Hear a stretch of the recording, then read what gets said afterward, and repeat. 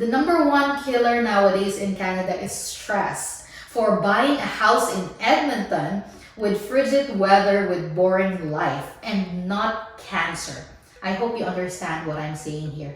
Alright, so today we're going to be discussing a topic that is pretty timely and also pretty sensitive. Hello everyone, this is me again, Joy Fajardo. Welcome back to our new YouTube channel. This is Joy in Alberta. If you haven't subscribed yet to our new YouTube channel, please do not forget to hit that subscribe button and the notification bell button as well so you can get notified if we have any new videos. Also, please like this video and share this to your friend if you find this helpful. Alright, so today we're going to be discussing a topic that is pretty timely and also pretty sensitive. So I'll try to put my thoughts in words as clear as I can. In the years that we started to do vlogs, even while we are still in PEI, we have read a number of things. Hindi kami sikat, but we've read the good, the bad, and the ugly comments. There's a lot of good, but there's also some that disagree. There are some that saying foul things, and we learned a lot from those because we learned na kami nga na nagsasalita na, sometimes we still get misunderstood. What more, yung mga bloggers, yung mga talagang nagtatype or yung mga nasa comment section, for example. So sometimes, if we get misunderstood as YouTubers, as vloggers, other people also in social media sometimes gets misunderstood because of the words that they say, because of the comments that they make. Today, we'll highlight two comments. Actually, it's quite a number of comments, but specifically two users. So we don't know each other. You see us in the screen, we see your comments in the comment section, but we don't know you as a person and you don't know us as a person as well. So what happens is, if I know you as a person and I read your comment, for example, then I know kung paano mo siya dineliver somehow. Lalo na kung close tayo. If my mom says anything online, I can even imagine her how she delivers those words in actual, because I know my mom so well. But because I only see your comments on screen and you only see me on screen, sometimes you and I both can get misunderstood. So this whole video is actually to both teach us a lesson, actually us all as netizens, as social media commenters, na we have to be extra careful with the words we say. We have to be extra sensitive. We have to read it thoroughly.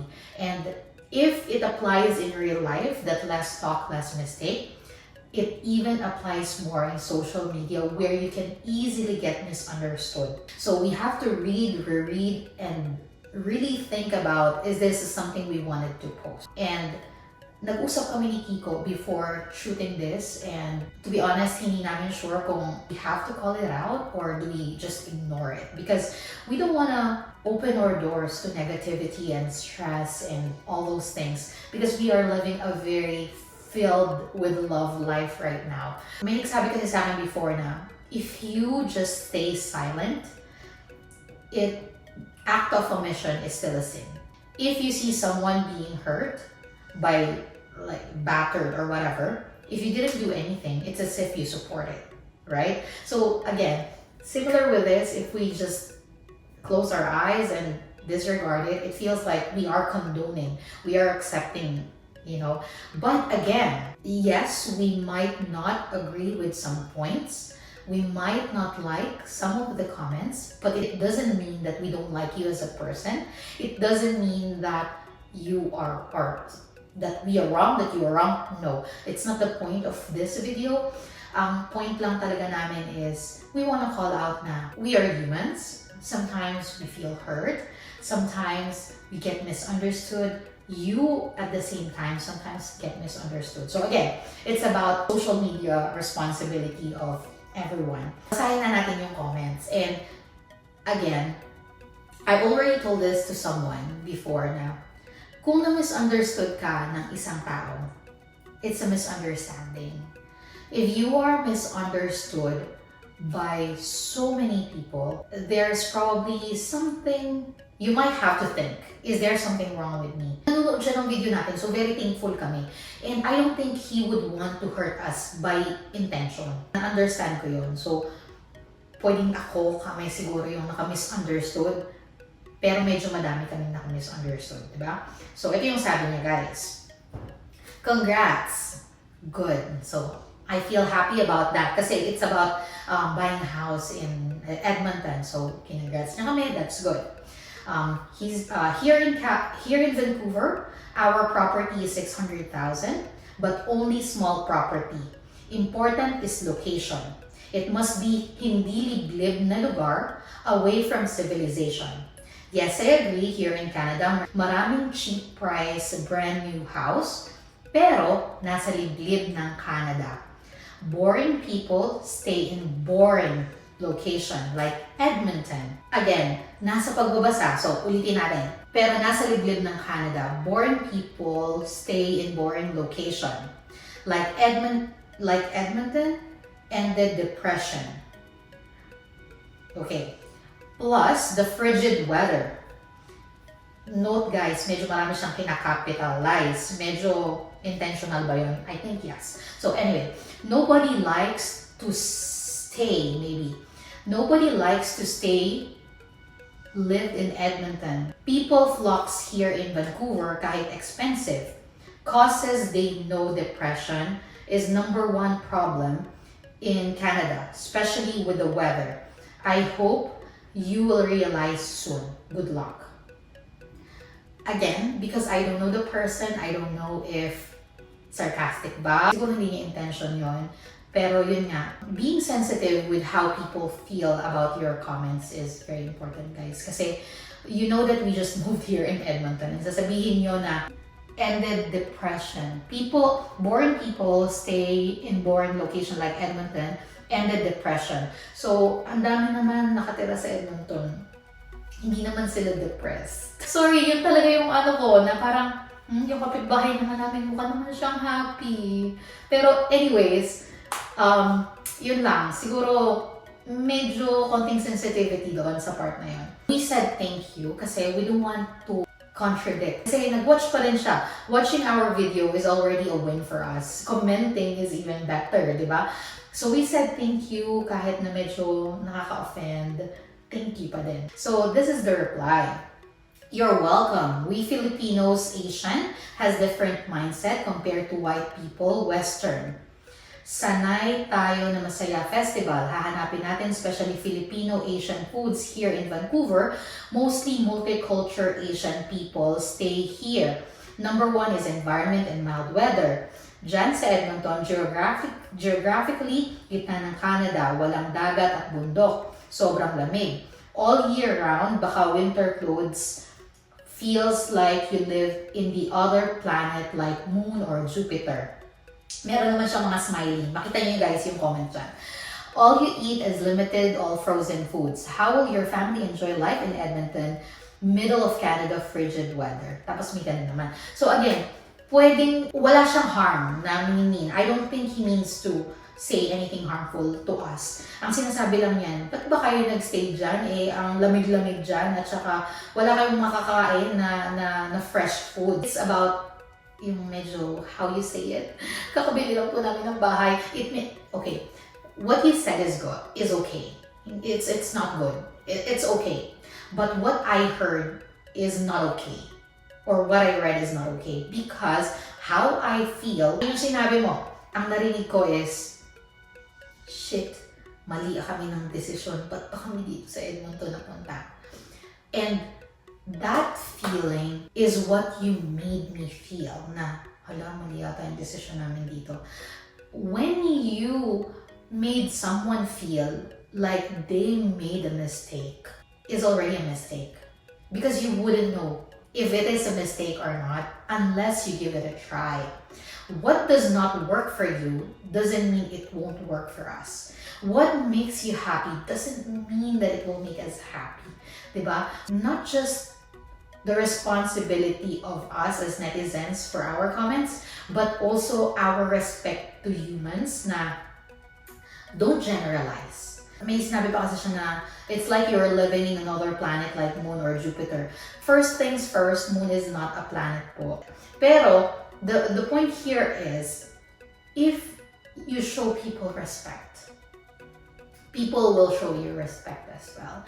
And we don't feel respected sa comment. Sorry talaga, we don't feel respected sa comment. Later on, I'll read a comment na totally opposed sa sinabi ko, and I totally respect him for opposing because he has a point. So there's a big difference, right? You oppose and you made me angry. You oppose but you made me respect you. Mamaya babasahin natin yan. Tuloy muna natin, 4 yung comments niya. Remember, the #1 killer nowadays in Canada is stress. For buying a house in Edmonton with frigid weather with boring life and not cancer. I hope you understand what I'm saying here. Ayun, naka-sad face siya dun. So, again, he doesn't mean any harm. But the thing is, what's causing me stress right now, to be honest, is not our house in Edmonton. It's not the frigid weather. It's actually the comment that's stressing me right now. Which is, if I have this illness caused by stress, then you know what I mean, right? So it's not right now at this very moment. Our house is making me happy. Our location is making me happy. It's not causing me any stress. But these comments are just nuts. So with all due respect, yun. But we, again, ayoko nang magsalita masyadong marami. Anyway, next na tayo. Joy. We lived here in Canada almost 16 years now. I understand your situation. Buying a dream house here in Canada is everybody's dreams. Remember, life is too short. Time is so fast. Enjoy life to the fullest.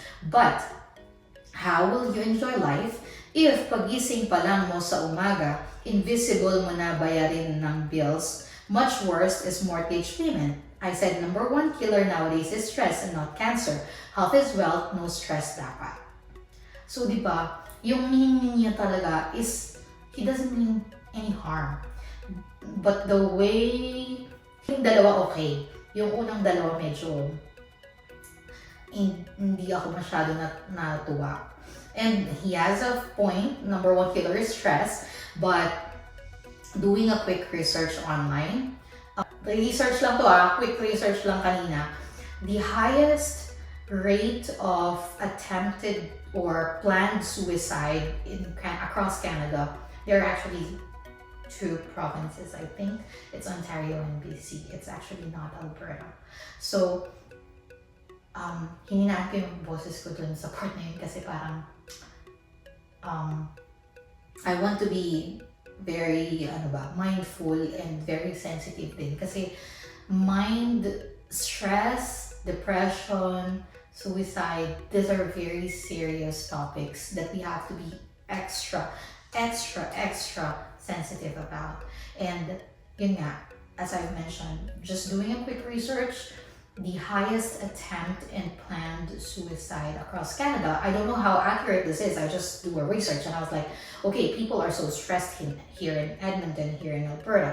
Why don't I just do a quick research how many percentage of people here are depressed? Because I don't want my daughter to grow up in a location where everyone is just depressed and stressed, right? So I did a quick research and apparently Alberta is not one of the highest. Actually, it's not depression Ang nakalagay dun sa website is highest attempt or plan.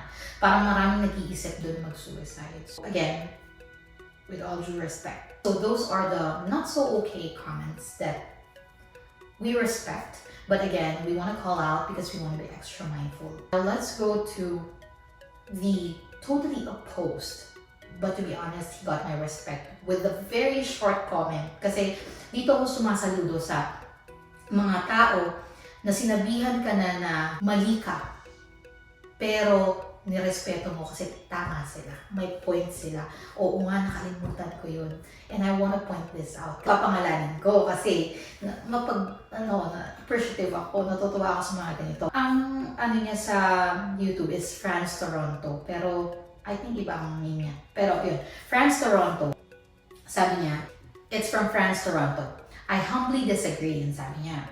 Your house is an asset and counted towards your net worth kahit hindi nag-generate ng income.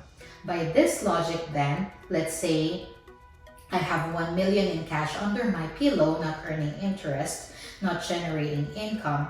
So it means that that's a liability. You have a gold and silver bars collecting dust. Are those not assets? House is not an asset, is the words of Kiyosaki. True. I wouldn't listen to him. He said it himself na billions in debt siya. I would rather listen to Dave Ramsey. I like Dave Ramsey too. At least he wants everyone to have a positive net worth and help others get out of debt. Good talk. Yeah, he's got a point there. Yun, respect.